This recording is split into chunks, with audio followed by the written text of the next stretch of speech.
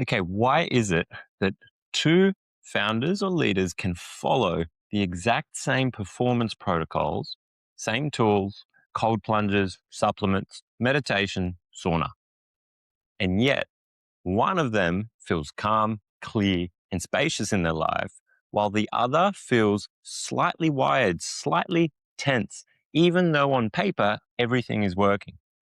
Same tools, same discipline, completely different experience of life.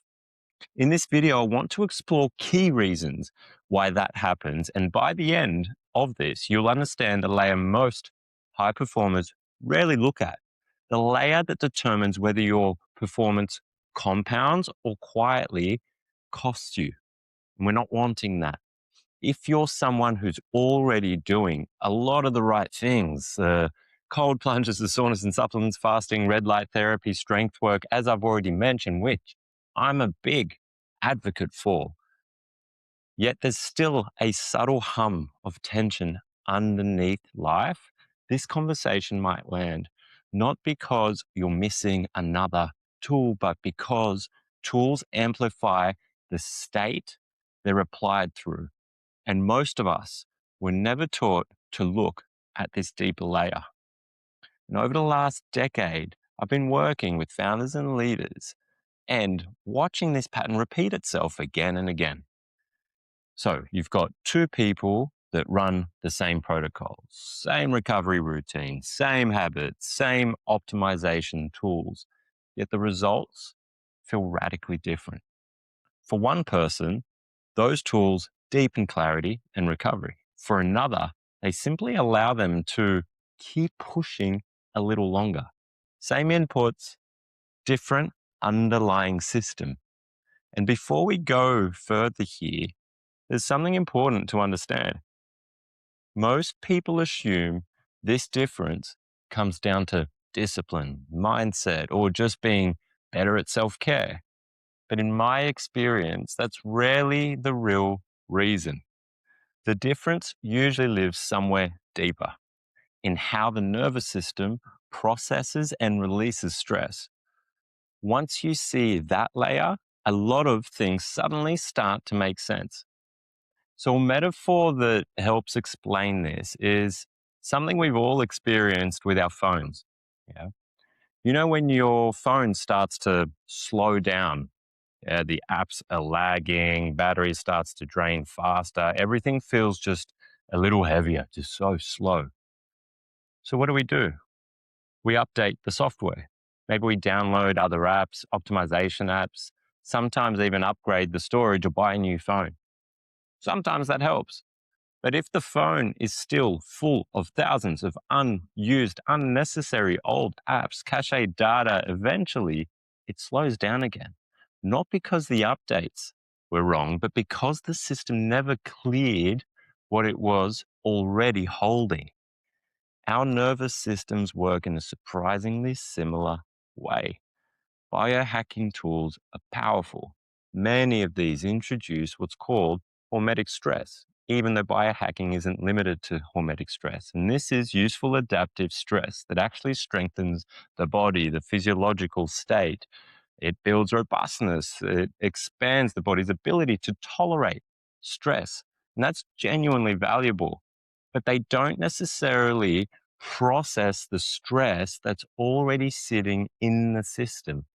Yeah, stress from the last 8 weeks or last 8 years, the unresolved conversations, the pressure of responsibility, the subtle strain that comes with building something meaningful over time, or stress from the first 8 years of your life. Now, both categories of experiences, recent and early childhood, can leave behind incomplete stress responses, not necessarily dramatic trauma, but just unfinished stress cycles. And when those cycles don't fully complete, the nervous system stays slightly engaged, often much longer than is needed. So performance becomes something we carry rather than something we move through. This brings us back to that original question. Why do two people using the same tools experience completely different outcomes? because one nervous system can return to baseline and the other remains slightly more engaged than it needs to be or stuck. I don't like using that word. When the system can return to baseline, intensity feels clean. You can exert the effort that's necessary and genuinely recover. Creativity stays available.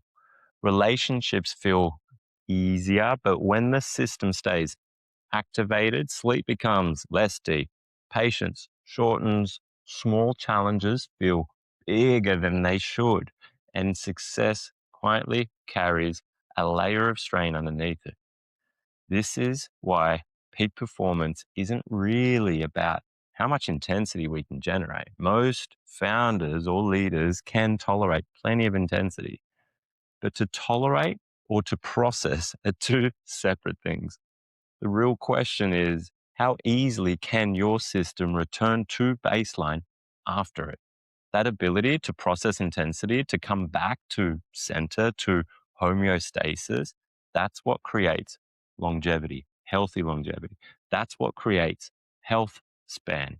And that's what allows you to actually enjoy the life you've built rather than simply sustaining it.